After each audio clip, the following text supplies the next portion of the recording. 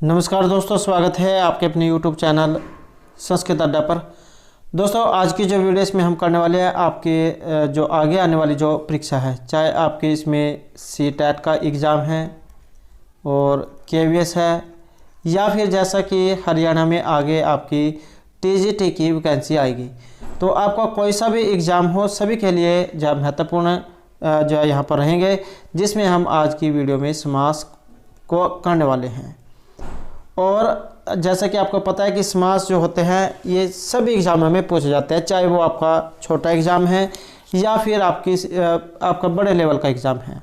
क्योंकि समास कुछ ऐसी चीज़ है यहाँ पर, जैसे समास हो गया, संधि हो गई, अलंकार वगैरह, प्रत्यय हैं, तो कुछ ऐसे हैं जो आपके सभी एग्ज़ाम में पूछे जाते हैं, चाहे आपका वो छोटे लेवल का हो या बड़े लेवल का। तो सभी के लिए आपका यहाँ पर ये महत्वपूर्ण रहेंगे। और अगर आपने हमारी इससे पहले वाली वीडियो नहीं देखी है तो इसे आप आई बटन पे क्लिक करके देख सकते हैं, जिसमें हमने संधि जो उसके जो महत्वपूर्ण जो क्वेश्चन है उनको किया था। या फिर हमारे चैनल की जो प्लेलिस्ट है वहाँ पर जाकर आप अब तक की जितनी भी वीडियो सभी का आप देख सकते हैं। और वीडियो शुरू करने से पहले अगर आपने अब तक हमारे चैनल को सब्सक्राइब नहीं किया तो सब्सक्राइब कर लीजिएगा, और साथ में घंटे वाला कोना इसे दबाकर और पे क्लिक जरूर कर लीजिएगा, जिससे आपको हमारे आने वाली जो वीडियो है उसकी नोटिफिकेशन मिलती रहेगी। और दोस्तों, वीडियो को लाइक, कमेंट और शेयर जरूर कीजिएगा। और आप हमारा जो दूसरा चैनल है रीडिंग लवर्स के नाम से, इसे भी सब्सक्राइब कर सकते हैं। और हमारा जो टेलीग्राम ग्रुप है, इन दोनों को आप जो है ज्वाइन कर सकते हैं। इन दोनों का लिंक आपको इस वीडियो के डिस्क्रिप्शन में मिल जाएगा, तो वहां से आप हमारे चैनल पर भी पहुंच जाओगे और हमारा जो टेलीग्राम ग्रुप है उस पर भी आप पहुंच जाओगे। और ये वाला जो चैनल है, इस पर हम आपकी जो इंग्लिश है उस इंग्लिश ग्रामर जो है इस पर हम करा रहे हैं। और क्योंकि इंग्लिश भी जो महत्वपूर्ण है और वो भी आपके सभी एग्जामों में पूछी जाती है, चाहे वो छोटे लेवल का है या बड़े लेवल का। तो इसमें जो हम यहाँ पर ग्रामर करा रहे हैं और शुरू से जो है ग्रामर इसमें कराई जा रही है, तो आप उसको भी जरूर देख लीजिए, क्योंकि ग्रामर भी जो आपके एग्जाम में जरूर पूछी जाएगी। तो पहले जो हम यहाँ पर समास क्या होता है इनके बारे में हम जान लेते हैं। संक्षेप करने के लिए पदों के बीच में विभक्ति का लोप करके दो या दो से अधिक शब्दों के एक बन जाने को समास कहते हैं। अब ये जो यहाँ पर ये व्याख्या जो आई है, यह भी आपकी याद होनी चाहिए, क्योंकि कई बार क्या है एग्जाम में व्याख्या पूछ ली जाती है। तो संक्षेप करने के लिए पदों के बीच में विभक्ति का लोप करके दो या दो से अधिक शब्दों के एक बन जाने को हम समास कहते हैं। जैसे राजपुत्र हैं, राज्ञपुत्र हैं। अब आ जाता है समास में विग्रह। समास में विग्रह क्या होता है? जब समस्त पद का अर्थ स्पष्ट करने के लिए उसमें प्रयुक्त शब्दों के आगे विभक्ति लगा दी जाती है, तो वह समस्त पद का विग्रह कहलाता है। किसे? कि जब समस्त पद का अर्थ स्पष्ट करने के लिए उसमें प्रयुक्त शब्दों के आगे, किसके आगे? शब्दों के आगे विभक्ति लगा दी जाती है, तो वह समस्त पद विग्रह कहलाता है। जैसे राजपुत्र हैं, इस पद के माध्यम में कोई विभक्ति नहीं लगी है, लेकिन इसका अर्थ है राजा का पुत्र। और इसी अर्थ को जब हम प्रत्येक पद के सामने विभक्ति रखकर प्रकट करते हैं, तो वह अवस्था विग्रह अवस्था कहलाती है। जैसे राज्य हैं, पुत्र हैं, राजपुत्र हैं। आगे आ जाते हैं यहाँ पर समास के प्रकार। समास कितने प्रकार के होते हैं? तो समास को देखें तो समास जो है इसमें एक जो केवल जो समास है वो भी होता है। तो कौन कौन सी समास है? जैसे आपका केवल समास हो गया, अव्ययभाव समास है, और तत्पुरुष, बहुब्रीहि, द्वंद्व, और जो एक आपका जो कर्मधारय जो समास है, कर्मधारय और द्विगु समास, ये दोनों के दोनों आपके तत्पुरुष जो समास है इसी के ही भेद माने जाते हैं। तो पहला जो हमारा आ जाता है यहाँ पर अव्ययभाव समास। अव्ययभाव समास क्या है? अव्ययभाव समास उस समास को कहते हैं जिसमें पूर्व पद अव्यय हो। इसमें अव्यय या उपसर्ग के साथ संज्ञा का समास होता है। जैसे आपको एग्जाम में देखने को मिलेगा ये वाला प्रतिदिनम, तो दिन दिनम प्रति, प्रतिदिनम। और ये जो समास है इसकी पहचान यही है, शुरू में इसमें अव्यय या उपसर्ग आपको देखने को मिलेगा। जैसे प्रतिदिनम है, इसमें प्रति उपसर्ग शुरू में आ गया है। तो विभक्ति किसी विभक्ति के अर्थ में, जैसे अधिहरि, हरौ इति इसका विग्रह बनेगा हरौ इति। सुर में इसमें भी देख सकते हैं आदि उपसर्ग लगा है। ऐसे अधिनगरम नगर इति, ये जो विग्रह है ये भी कई बार एग्जाम में आ जाता है। तो अध्यात्मम आत्मनीति और अधिग्रामम ग्राम्य इति। तो ऊपर के उदाहरण में विग्रह वाक्य में अधि इस अव्यय का प्रयोग सप्तमी विभक्ति के अर्थ में किया गया है। ये तो है यहाँ पर विभक्ति अर्थ में। अब नेक्स्ट आ जाता है हमारा यहाँ पर समीप्य अर्थात समीपता के अर्थ में। जैसे उपकृष्णम कृष्णस्य समीपम, उपनदी नद्याः समीपम, उपकुलम कुलस्य समीपम, उपदेवम देवस्य समीपम। और हाल ही के में आपका जो स्टैट का एग्जाम था उसमें आपको याद होगा उपराजम जो उसमें पूछा गया था। तो समीप्य जो है इसी अर्थ में यहाँ पर इसका रहेगा। उसके बाद है यहाँ पर समृद्धि अर्थ में। जैसे सुमधुरम है, मधुराणाम समृद्धि ही, ये क्या है समृद्धि अर्थ में सु अव्यय का समास यहाँ पर हुआ है। अर्थ अभाव में किसी वस्तु का अभाव होना, जैसे निर्मक्षिकम, ये भी उदाहरण जो एग्जाम में आया हुआ था। निर्मक्षिकम मक्षिका नाम अभाव है, मक्खियों का अभाव।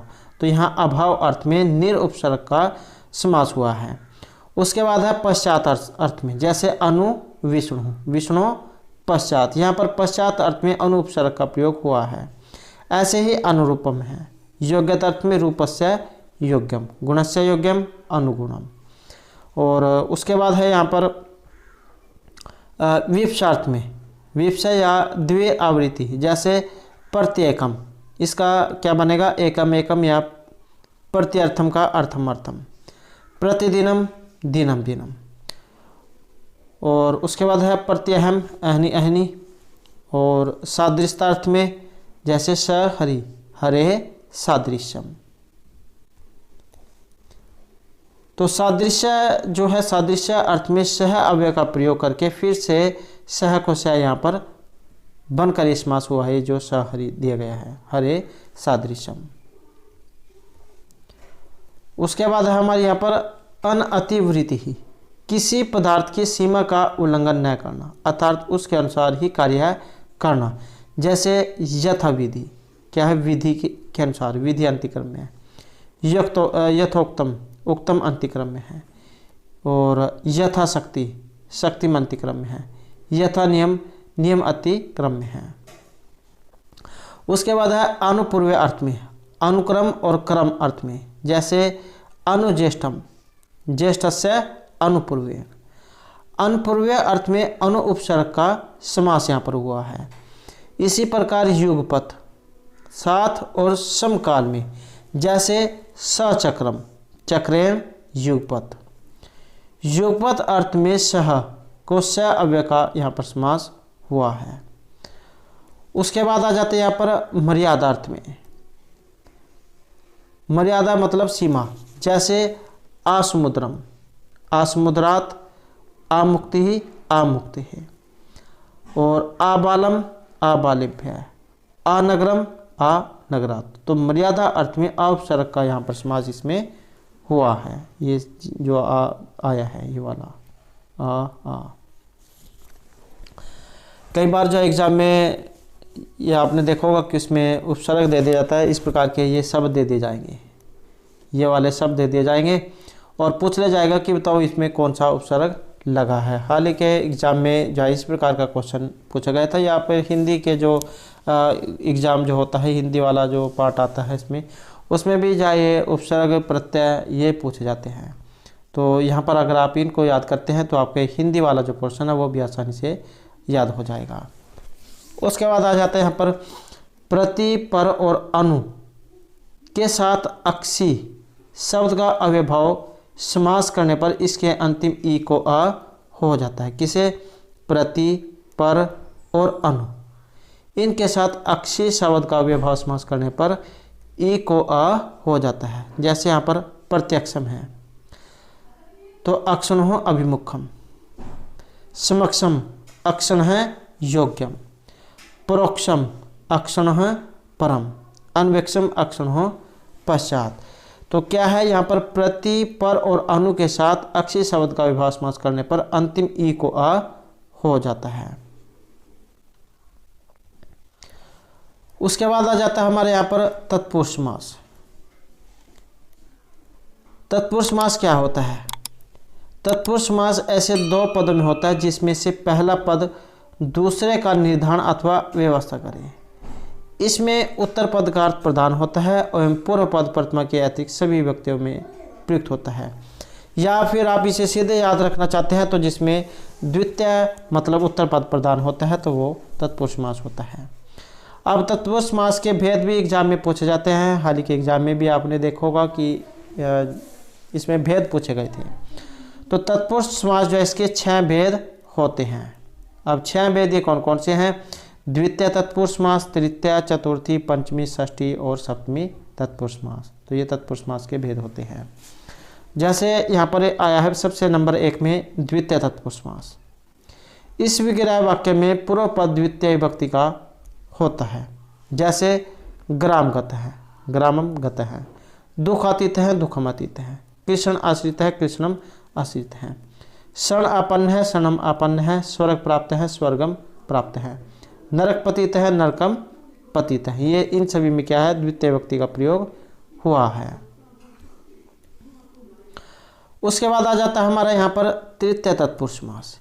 इसमें पूर्व पद तृतीयांत होता है एवं इसमें तृतीय विभक्ति का प्रयोग होता है, अर्थात इसमें और तृतीय विभक्ति का अर्थ देता है। जैसे नख भिन्न है, नखई भिन्न है, और मास पूर्व है, मासेन पूर्व है, लोक पूजित है, लोकई पूजित है, धान्य अर्थ है, धान्यन अर्थ है, आसी छिन्न है, असीना छिन्न है, शंकुला खंड है, शंकुलिया खंड है, अहि दष्ट है, अहिना दष्ट है, हरि तरात है, हरिना तरात है, मातृ सदृश है, मात्रा सदृश है।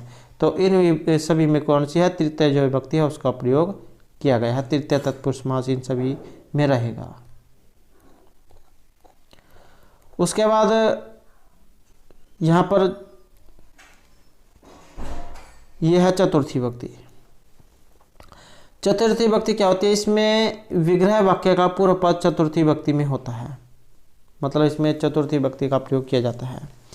जैसे द्विजार्थ सुप है तो इसका रहेगा द्विजाय अयम, द्विजार्थ है द्विजाय इदम, युप दारुहु युपाय दारुहु, गोहितम गवे हितम, भूत बलि भूतेभ्य भली, कुंडल हिरण्यम कुंडलाय हिरण्यम, द्विजार्थवागु द्विजाय इयम, गौ सुखम गवे सुखम।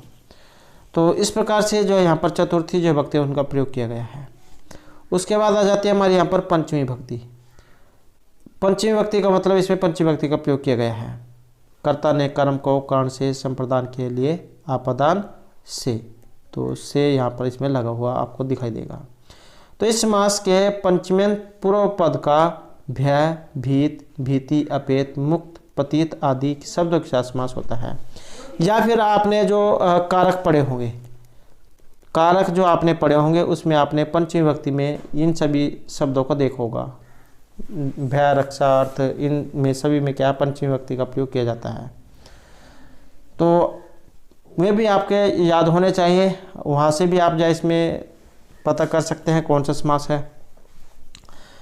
तो यहाँ पर जैसे चौर भयम आया है, अब इसमें कौन सी विभक्ति है? तो चौराद भयम, चौर भीत है, चौराद भीत है, दुख मुक्त है, दुखात मुक्त है। सभी में क्या है? जैसे आपके राम का जो शब्द रूप होता है, आपने राम का शब्द रूप याद किया होगा, तो जैसे राम का शब्द रूप है रामात, ऐसे ही यहाँ पर ये सभी बने हैं।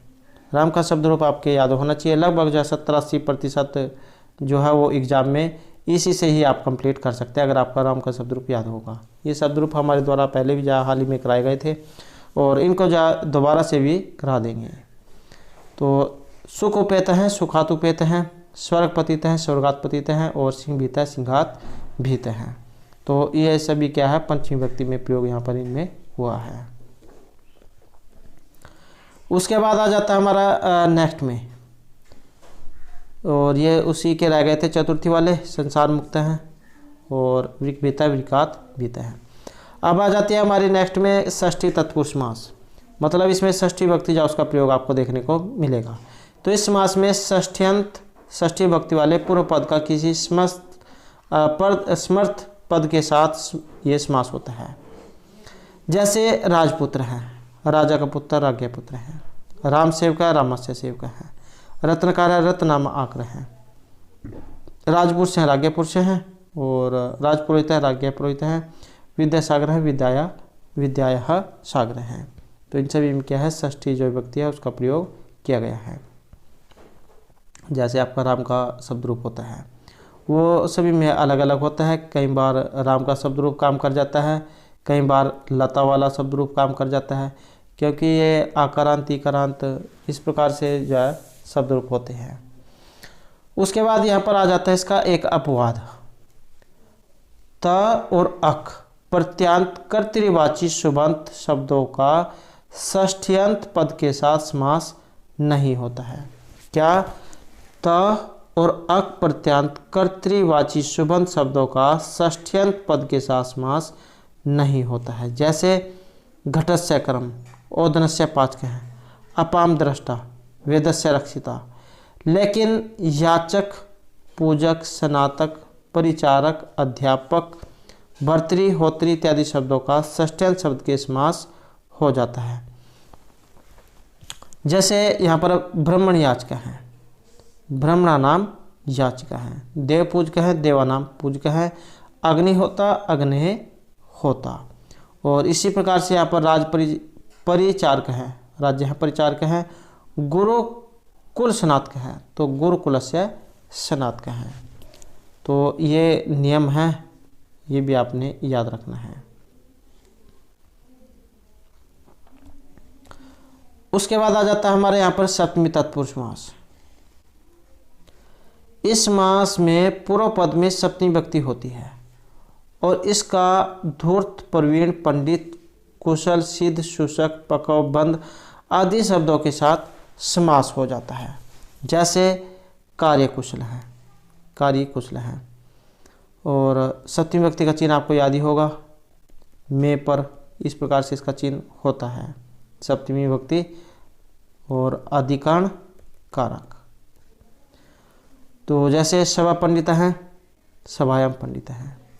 अक्षोंड है, अक्षेषु सोंड है। पासबंध है, पासे बंध है। आत शुष्क है, आतपे शुष्क है। रण कुशल है, रणे कुशल है। अक्ष कुशल है, अक्षेषु कुशल है। चक्कर बंध है, चक्रे बंध है।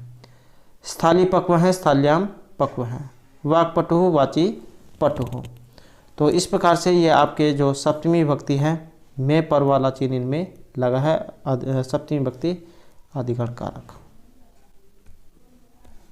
तो इस प्रकार से जो यहाँ पर ये तत्पुरुष जो समास है उसके भेद हैं।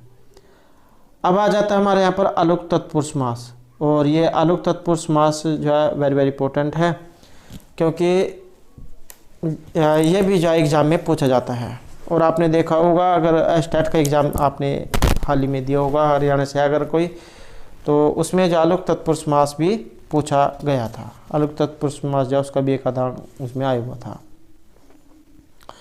तो यहाँ पर जो अलुक तत्पुरुष समास है क्या होता है, तो जिस मस्त पद के पूर्व पद की विभक्ति का लोप न हो, जिस मस्त पद के पूर्व पद की विभक्ति का लोप न हो तो उसे अलुक तत्पुरुष समास कहते हैं।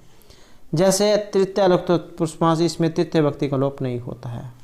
पुंस अनुज है, पुंस अनुज है। और जनुष अंध है, जनुषा अंध है। ऐसे ही यहाँ पर चतुर्थी में है, इसमें चतुर्थी विभक्ति का लोप नहीं होता और आत्मनेपद आत्मनेपदम रहता है। परस्मै पद परस्मै पदम। और पंचमी अलुक तत्पुरुष समास, इसमें चतुर्थी विभक्ति का लोप नहीं होता। सॉरी, पंचमी जो है यहाँ पर ये पंचमी आएगी, पंचमी जो विभक्ति है उसका लोप नहीं होता। जैसे स्तोकान मुक्त है, इसका बनेगा स्तोकात मुक्त है। इसी प्रकार षष्ठी है, वाचस्पति ही, दास्य पुत्र हैं। और ये पश्चातो हर है। और उसके बाद है यहाँ पर सप्तमी अलुक तत्पुरुष समास, इसमें सप्तमी विभक्ति का लोप नहीं होता। जैसे युधिष्ठ है, युधि स्थिर है। कर्ण जप है, ये जैसे कर्ण जप है। सरसीजम, सरसी जायते थी सरसीजम। और आपको देखते ही याद आ गया होगा ये वाला उदाहरण, सरसीजम एग्जाम में ये पूछा गया था। सरसीजम किस समास का उदाहरण है, तो उसमें तत्पुरुष समास भी था, अलुक तत्पुरुष समास भी था। तो ये अलुक तत्पुरुष जो समास है उसका उदाहरण है सरसी जायते इति सरसीजम, अंतेवासी अंतेवस्ति इति अंतेवासी। तो ये जितने भी आपके उदाहरण हैं सभी के सभी महत्वपूर्ण हैं। उसके बाद आ जाते हैं यहाँ पर न्याय तत्पुरुष समास, जिसमें किसी पद के साथ निषेधार्थक न के साथ समास किया जाता है तो उसे न्याय तत्पुरुष समास कहा जाता है। और इसका क्या होता है न्याय तत्पुरुष समास? यदि न से परे कोई ऐसा शब्द हो जिसके आदि में कोई व्यंजन हो तो न को आ हो जाता है। इसकी पहचान आप कैसे करोगे? इसके शुरू में आपको अ जो वर्ण है ये देखने को मिलेगा। जैसे अपंडित है, क्या बनेगा इसका? ना पंडित है। अब्राह्मण है, ना ब्राह्मण है। अक्षत्रिय, ना क्षत्रिय है।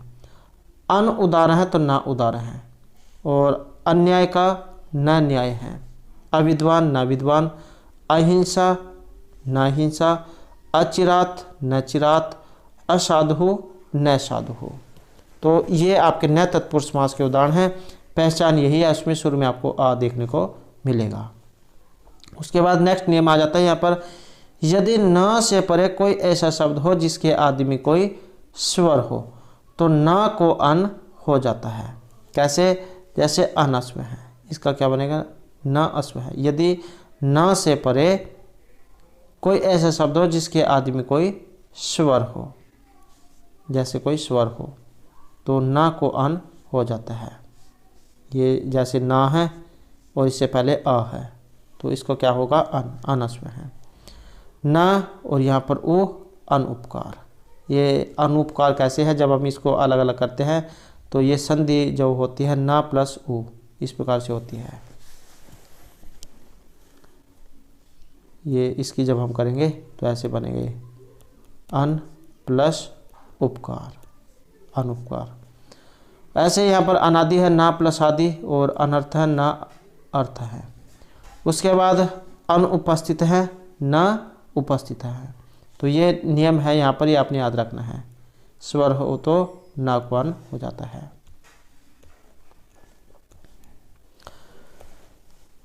तो दोस्तों ये थे हमारे यहाँ पर समास से संबंधित कुछ महत्वपूर्ण नियम, और इसके जो कुछ नियम रह जाते हैं वो हम नेक्स्ट वीडियो में करेंगे, क्योंकि आपके समझ में आ जाना चाहिए और तभी इसका फ़ायदा है।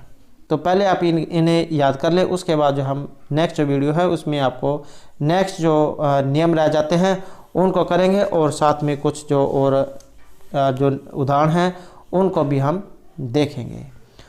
और अगर आपने अब तक हमारे चैनल को सब्सक्राइब नहीं किया तो सब्सक्राइब कर लीजिएगा, और हमारे साथ अंत बनाने के लिए धन्यवाद।